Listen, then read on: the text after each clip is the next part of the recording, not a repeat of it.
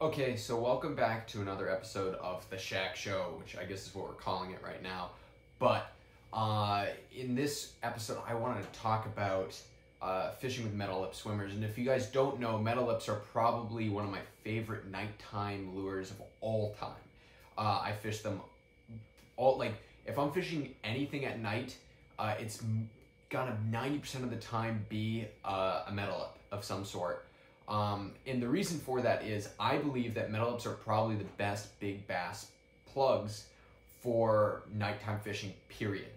And you can debate on me, darters, needlefish, whatever, but I just believe that the profile that the metal lip swimmers give off is something that is very realistic to the bass, and is a big prey item that is something that they really look for and look to feed on, like adult bunker or mackerel or black sea bass. There's a whole bunch of bait that they feed on, which is bigger profile stuff. So obviously there are many different types of metal lips. You have Danny plugs, which are something like this. This is a Danny plug that is going to be right up on the surface. It really makes a lot of noise up on the surface, and what I mean by that is it creates a big wake. It is obviously a very large profile, and I've caught a lot of really nice bass with this year. This particular one is fantastic in the spring months, obviously because it's herring, but early morning as well. They can't really distinguish color changes. Not that bass can really distinguish color, but I really like this color of like it being much lighter and then slowly fading into darker on the surface, on the top of it.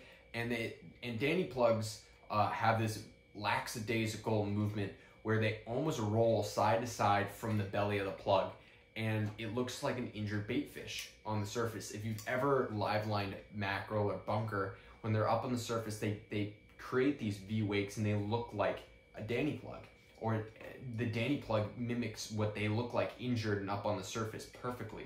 And that's why Danny plugs are such a deadly lure, because they are up on the surface most of the time, and that mimics the bait perfectly for when it's injured, and it's an easy, slow-moving prey item for these bigger bass that might be a little bit more lazy, not wanting to chase down bait to just go up and hit it, even if they're not actively feeding. That's the beauty of these plugs, the Danny plugs in general, or other metal lips, is because it has this metal lip, it is able to, you can slow down your retrieve drastically, and what will happen is it will be working the way that you want it to work and giving the presentation you want, but doing it with a very slow retrieve, so it's giving the bass more time with the plug. And even though that's not that much time, and there's a reason why bass are so aggressive, and that's because if you think about it in the wild, they don't have a lot of time to think about, is this prey something I want to eat or not? They grab onto it and they think in their mind, well, if this is something I don't want, I'm just going to spit it out. But obviously we have hooks on our plugs, and so they can't spit it out most of the time. And so what you want is a presentation that they can't resist, and that is metal lip swimmers, Danny plugs. There's a whole array. So I have an array of plugs here, and I'm gonna walk through the ones that I use and why I use them.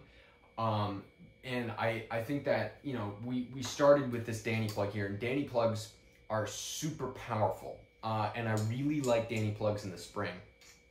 For some reason, the bass in the spring, especially around us on Cape Ann, which we're further north, so it takes a while for our bigger bass to show up. It would be mostly entering late spring, early summer for a lot of other places. But that's our spring season, when we have them off the rocks, and you can throw these Danny plugs when the water temps are cooler, in the lower 60s, when those bass might first start heading into the boulder fields and looking for prey in the boulder fields. They might not be quite as aggressive right at the start of the season, and so having something that is a slower moving target, and it's up on the surface, and it gives the bass a longer period of time to watch it. I've had a lot of heartbreaking moments where you're reeling in a Danny plug during the day, and you'll have a really big bass, and it is just sitting right on the tail of the Danny plug, and it's not eating it, and yet it's just right right on the tail of that Danny plug, and it's, you know, thrashing all over the place, and the bass is just right there, and it's swirling and swirling, and then you run out of room, and it's all over. And that happens, and that's something that you kind of have to deal with Danny plugs. But I've also found where you're working spooks and pencils, and you're not getting any looks from those fish, that the Danny plug will give the bass enough for it to actually come out of where it's hiding and out of where it's, you know, relaxing during the day. You could say relaxing, but mostly like digesting in warm water, maybe trying to feed on easy prey items like the Danny plug. That's why it's such a deadly thing. So I have a few different types. Obviously you have the Gibbs Danny plug, which is very similar up on the surface. You can bend the eye of the Gibbs Danny plug, and you can bend the eye of most Danny plugs. And I've talked about this before, but you don't want to necessarily bend the lip of the Danny plug. A lot of the time, the people that make the Danny plug make it so that it swims a certain way. If you bend the lip, it can mess up it can do irreversible damage to the action of the plug, and it may never swim again the way that you want it to.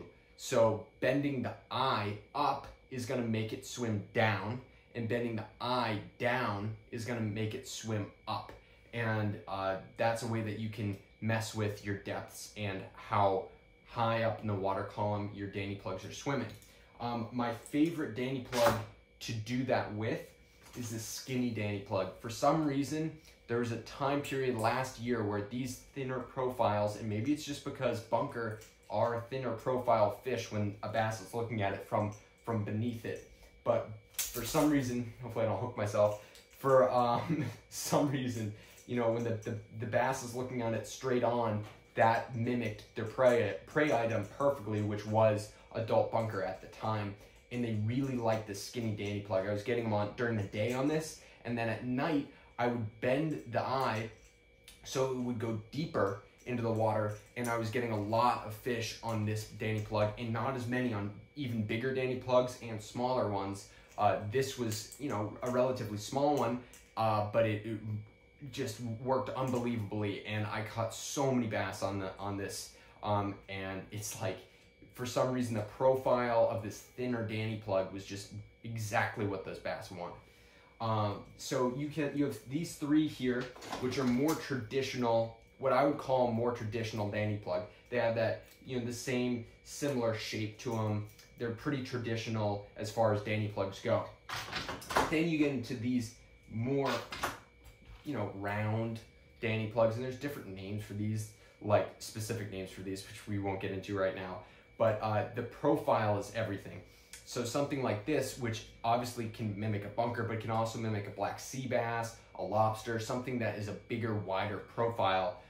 Again, this is one that you can reel up on the surface, but because of how big the lip is, you can reel this thing so unbelievably slow, and it's just gonna wobble on the surface and or just under the surface and look like an injured bait fish, and the bass just were not able to resist this year. And you know, you can see I got really big beefy hooks on it. You know, a big bass is not bending that hook out, and there's so many times where this was the ticket, where they just wanted that bigger profile, and that's why having a bigger Danny plug like this was super awesome. By the way, these are Puma plug Danny plugs right here. So like a custom Danny plug, that was Gibbs.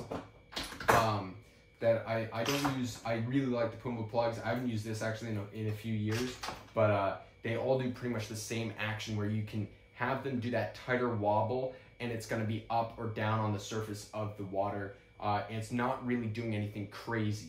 Now we start getting into a slightly different action. This has a higher wobble, just the way that it's such a buoyant plug. It gives off just a slightly different wobble, higher in the water column. I caught a lot of really nice bass on this year. I had some extraordinarily big bass.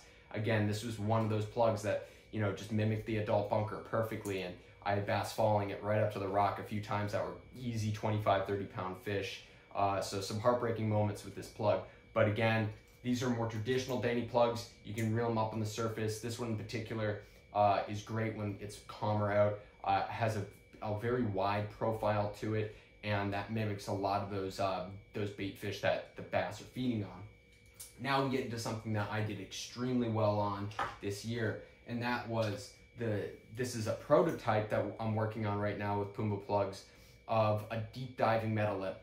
And this I'm so excited for this plug. And the reason I'm so excited for this plug is because it casts super far. So one of the biggest downfalls of a lot of these Danny plugs are the fact that you can't really cast them that well. A lot of the time when you're casting Danny plugs, they really kind of cast like a shoe. They're flopping all over the place, and you just don't have the greatest casting distance. But this is a deeper diving metal lip, so this will not be on the surface. It's a heavier plug.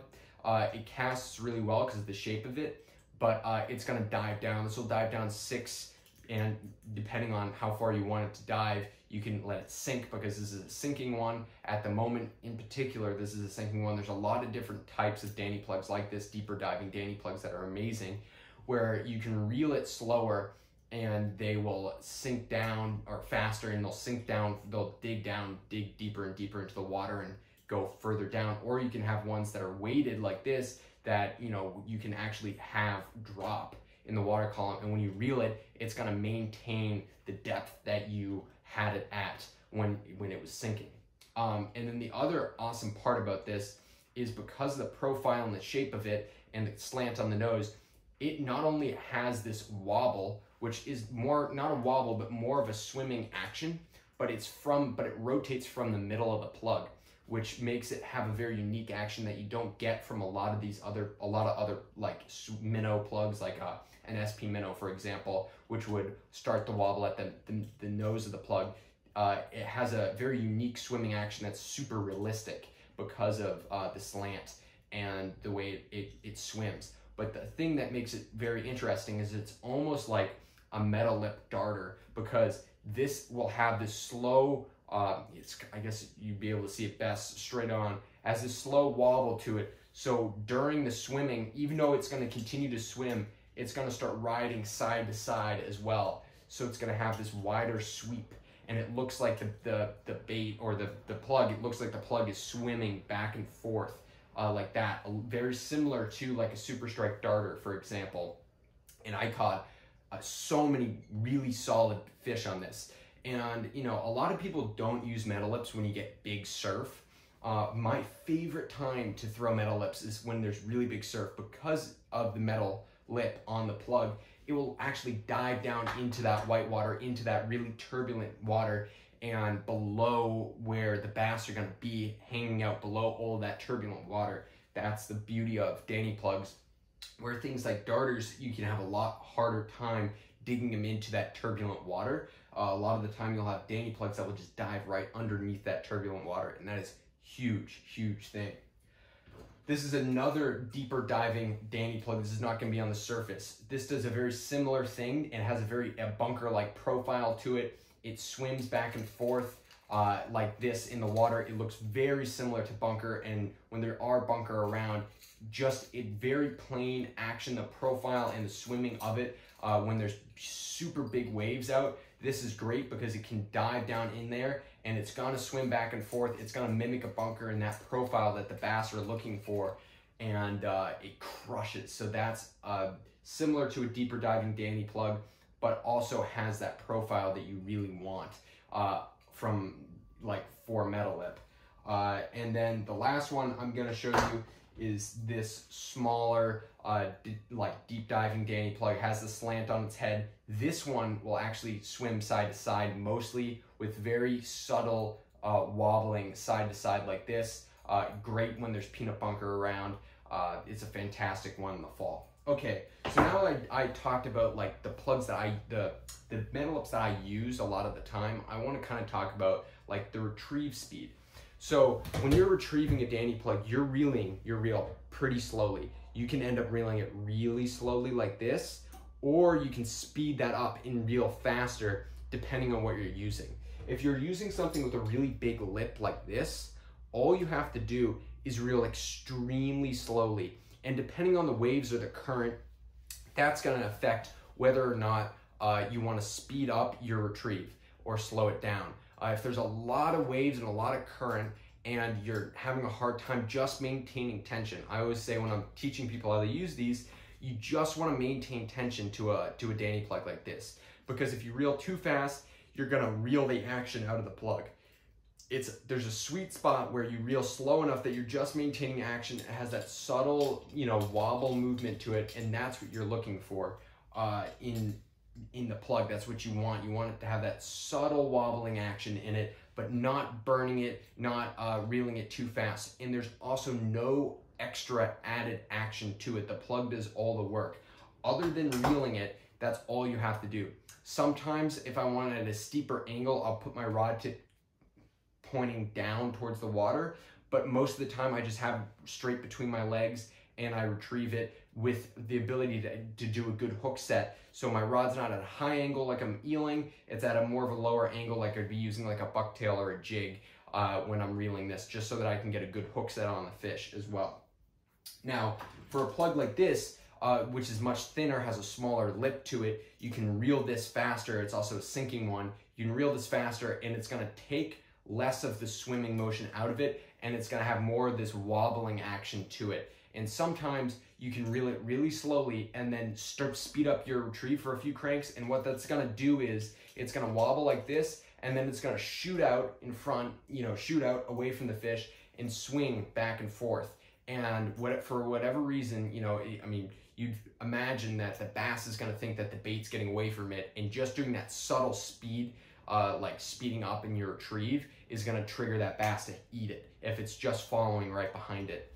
Unfortunately, that doesn't work as well for the ones that are up on the surface. If you have a bigger lip, sometimes you can have one that will dive down, and that's my only tip for you.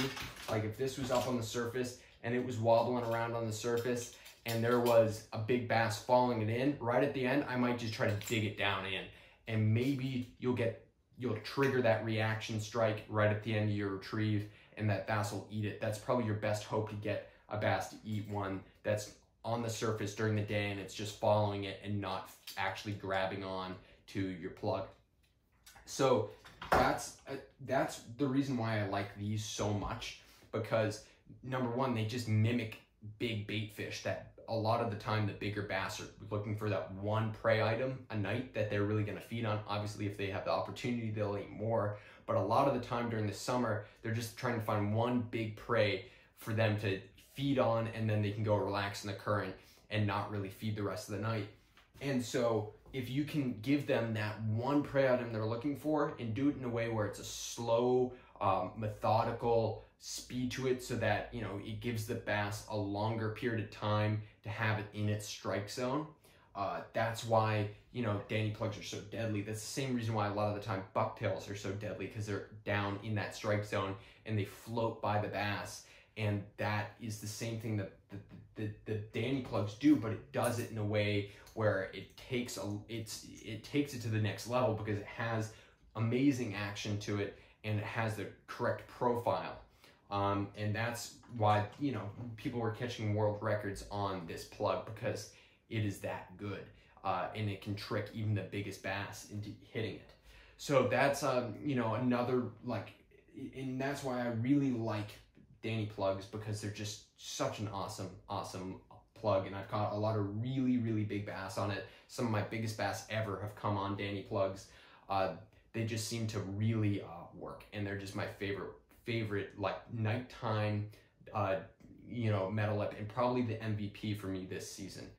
Please like and subscribe if you guys really like this video. I have more that are coming out. I'm gonna do a whole series where I'm talking about a bunch of different plugs, from needlefish to bucktails, different rods and reels and everything that I use, the line, the terminal tackle. I'm gonna go in depth and go through a whole review of everything I use to catch really big bass, how to become, step it up and get to the next level when it comes to really trying to catch bigger bass.